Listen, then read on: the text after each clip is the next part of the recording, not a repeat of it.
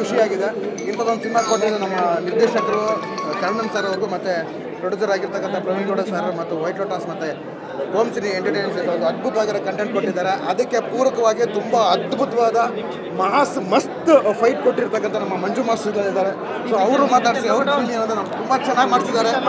ಮಾತಾಡಿ ಸರ್. ಮಾತಾಡ್ಬಿಟ್ಟು thank you so much sir. ತುಂಬ ಖುಷಿ ಆಯಿತು ನೋಡಿದಾಗ. ನಮ್ಗೆ ನಮ್ಮ ಮಾಸ್ಟ್ರು ತುಂಬ ಚೆನ್ನಾಗಿ ಮಾಡಿಸಿದ್ದಾರೆ. ಒಂದೇ ಮಾತು ಹೇಳ್ತೀನಿ, ಪಕ್ಕದಲ್ಲಿದ್ದಾರೆ ರಾಕೇಶ್ ಅವರು ಇಡೀ ಸಿನಿಮಾದಲ್ಲಿ ಜೀವಿಸಿದ್ದಾರೆ. ಆ ಕ್ಯಾರೆಕ್ಟ್ರಲ್ಲಿ ಇನ್ವಾಲ್ವ್ ಆಗಿಬಿಟ್ಟಿದ್ದಾರೆ. ಸೊ ಒಂದು ಹೊಸ ನಟ ಅಂತ ಅನಿಸ್ಲೇ ಇಲ್ಲ ನನಗೆ. ಭಾಳ ಚೆನ್ನಾಗಿ ಮಾಡಿದ್ದಾರೆ. ಒಂದು ಎಷ್ಟೋ ಸಿನಿಮಾಗಳು ಹೀರೋಗಿ ಮಾಡಿರೋ ಥರ ಆ ಥರ ಒಂದು ಫೀಲ್ ಇದೆ. ಒಳ್ಳೇದಾಗಲಿ ರಾಕೇಶ್, ಆಲ್ ದ ಬೆಸ್ಟ್. ನಿಮಗೆ ಒಳ್ಳೇದಾಗುತ್ತೆ. ಫೈಟಲ್ಲಿ ನಾನು ಸುಳ್ಳು ಹೇಳಲ್ಲ, ಸಖತ್ತಾಗಿ ಮಾಡಿದ್ರು. ಭಾಳನೇ ಅವ್ರಿಗೆ ಟೈರ್ಡಾಗಿ ಬಿದ್ದೋಗ್ಬಿಡ್ತಾಯಿದ್ರು ಆ ಥರ ಒಂದು. ಯಾಕಂದರೆ ರಿಯಲ್ ಫೈಟ್ ಕಂಪೋಸ್ ಮಾಡಿದ್ದು ಈ ನಟ. ನಿಜವಲ್ಲೂ ಹ್ಯಾಟ್ಸ್ ಆಫ್ ಟು ರಾಕೇಶ್. ಭಾಳನೇ ಚೆನ್ನಾಗಿ ಮಾಡಿದ್ರಿ. ದೇವರಾಣೆಗೂ ಭಾಳ ಖುಷಿ ಆಯಿತು. ನಾನು ಏನು ಅಂದ್ಕೊಂಡು ಆ ಥರ ಬಂತು. ಆ ರಿಸಲ್ಟ್ ಈಗ ಕ್ಲೈಮ್ಯಾಕ್ಸ್ ನೋಡಿದಾಗ ಅನ್ನಿಸ್ತು. ಒಳ್ಳೆಯದಾಗಲಿ Rakesh, all the best. Once again ಜನ ಎಲ್ಲ ದಯವಿಟ್ಟು ಕರ್ನಾಟಕ ಜನತೆ ಈ ಸಿನಿಮಾನ ಗೆಲ್ಲಿಸಿ. ಧೀರಪ್ಪ ಹಾಗಾದ್ರೆ ಒಂದು ಒಳ್ಳೆ ಸಿನಿಮಾ, ಒಳ್ಳೆ ನಟರು, ಇವ್ರನ್ನ ಬೆಳೆಸಿ ಅಂತ ಹೇಳೋಕ್ಕೆ ಇಷ್ಟಪಡ್ತೀನಿ. Thank you. ನೀವೇ ಅಟ್ಲೀಸ್ಟ್ ರಿವ್ಯೂ ನೋಡಿ ಆದರೂ ಬನ್ನಿ. ಜನ ಹೇಳೋ ಒಂದು ರಿವ್ಯೂ ನೋಡಿ ಆದರೂ ಬನ್ನಿ.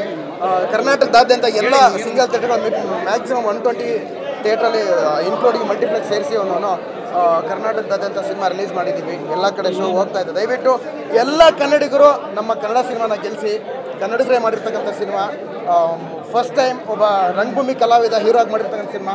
ನಮ್ಮನ್ನು ನೀವು ಗೆಲ್ಲಿಸಿದ್ರೆ ಇನ್ನೂ ಇಂಥದ್ದು ಸಾಕಷ್ಟು ಸಿನಿಮಾಗಳು ಮಾಡೋದಕ್ಕೆ ನಮಗೆ ಧೈರ್ಯ ಸಿಗುತ್ತೆ. ದಯವಿಟ್ಟು ಎಲ್ಲ ಮಾಧ್ಯಮ ಮಿತ್ರರು ನಿಮಗೂ ಕೇಳ್ಕೊಳ್ತಾರೆ, ನೀವಿಲ್ಲದೆ ನಾವಿಲ್ಲ. ಸೊ ದಯವಿಟ್ಟು ನಮ್ಮ ಈ ಒಂದು ಪ್ರಚಾರ ಆಗಿರ್ಬೋದು, ನಮ್ಮ ಈ ಸಿನಿಮಾದ ಕಂಟೆಂಟ್ ಆಗಿರ್ಬೋದು, ಈ ರಿವ್ಯೂಗಳನ್ನ ನೀವು ತುಂಬ ಬೇಗ ತಲುಪಿಸ್ತೀರಿ ಅಂತ ಅಂದ್ಕೊಂಡಿದ್ದೀವಿ. ಎಲ್ಲ ಕನ್ನಡದ ಜನತೆ ದಯವಿಟ್ಟು ಧೀರಭದ್ರ ಸಿನಿಮಾ ಬಂದು ನೋಡಿ ಗೆಲ್ಲಿಸಿ. Thank you so much. ಭಯ ಆಯಿತು.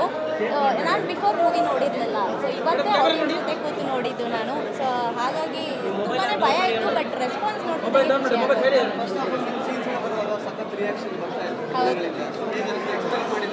ಖುಷಿ ಆಯಿತು ಸರ್. ನಾನು ಹೇಗೆ ತಗೊತಾರೆ ಅಂತ ಗೊತ್ತಿರಲಿಲ್ಲ. ಸೊ ಫಸ್ಟ್ ಮೂವಿ ಯಾವ ಥರ ಬರುತ್ತೆ, ಆನ್ ಸ್ಕ್ರೀನ್ ಬಂದಾಗ ಜನ ಹೇಗೆ ಅಕ್ಸೆಪ್ಟ್ ಮಾಡ್ತಾರೆ ಅಂತ ಗೊತ್ತಿರಲಿಲ್ಲ.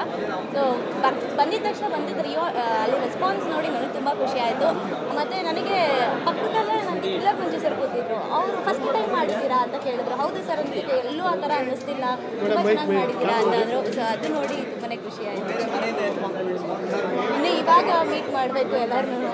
ನಾನು ಇವಾಗ ಫಸ್ಟ್ ಈಗ ಶೋ ನೋಡಿದ್ನಲ್ಲ. ಸೊ ಫ್ಯಾಮಿಲಿ ಅವರು ಎಲ್ಲ ತುಮಕೂರಲ್ಲಿ ಆಲ್ರೆಡಿ ನೋಡಿರ್ತಾರೆ. ಸೊ ಮೀಟ್ ಮಾಡಿದಾಗ ನೋಡಬೇಕು ಆ ರಿಯಾಕ್ಷನ್ ಯಾವ ಥರ ಇರುತ್ತೆ.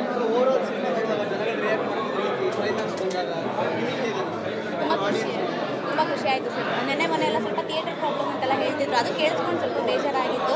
ಸೊ ಜನ ಅಂದರೆ ನಾವು ಬಂದಿದ್ದೆ ಆ ಕಾನ್ಫಿಡೆನ್ಸ್ ಇತ್ತು. ಡಿಸೆಂಬರ್ 6 ಬರ್ತಿದ್ದೀವಿ. ಸೊ ಹಿಂದಿನ ದಿನ ಬೇರೆ ಮೂವಿ ಇದ್ರೂ ಕನ್ನಡಿಗರು ನಮ್ಮ ಮೂವಿನ ಬಿಟ್ಕೊಡಲ್ಲ ಅಂತ. ಆದರೂ ಥಿಯೇಟರ್ ಪ್ರಾಬ್ಲಮ್ ಅಂತೆಲ್ಲ ಕೇಳಿಸ್ಕೊಂಡಾಗ ಸ್ವಲ್ಪ ಭಯ ಆಗ್ತಿತ್ತು. ಬಟ್ ಇವತ್ತು ಜನ ಬಂದಿದ್ದು ನೋಡಿ, ಅವರು ರೆಸ್ಪಾನ್ಸ್ ನೋಡಿ ತುಂಬಾ ಖುಷಿ ಆಗ್ತದೆ.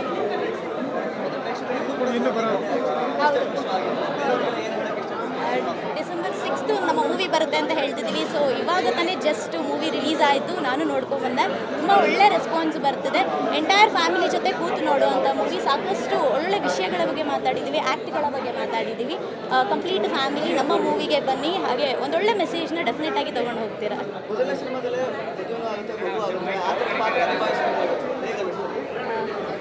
ಓಕೆ, ಖುಷಿ ಆಗ್ತದೆ. ಸ್ವಲ್ಪ ಭಯನೂ ಆಗ್ತಿತ್ತು. ಬಟ್ ಓಕೆ, ರೆಸ್ಪಾನ್ಸ್ ಎಲ್ಲ ನೋಡಿ ಪರವಾಗಿಲ್ಲ, ಸ್ವಲ್ಪ ಜಸ್ಟಿಸ್ ಕೊಟ್ಟಿದ್ದೀನಿ ಅಂತ ಅನ್ನಿಸ್ತದೆ. ಸೊ ಇವಾಗ ನೋಡಬೇಕು ಎಲ್ಲರೂ ಯಾವ ಥರ ರಿಯಾಕ್ಟ್ ಮಾಡ್ತಾರೆ ಅಂತ.